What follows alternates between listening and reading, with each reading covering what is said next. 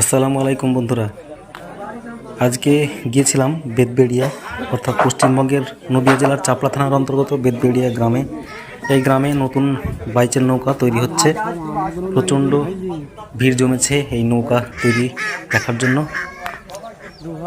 এই নৌকাটা সম্ভবত 48 হাত লম্বা হবে। এই ভিডিওর মাধ্যমে আরও একটা নৌকা বাইচের খবর জানিয়ে রাখি। বেতবেড়িয়া গ্রামের নৌকা বাইচের সম্ভাব্য ডেট হলো 25শে অক্টোবর এবং 26শে অক্টোবর।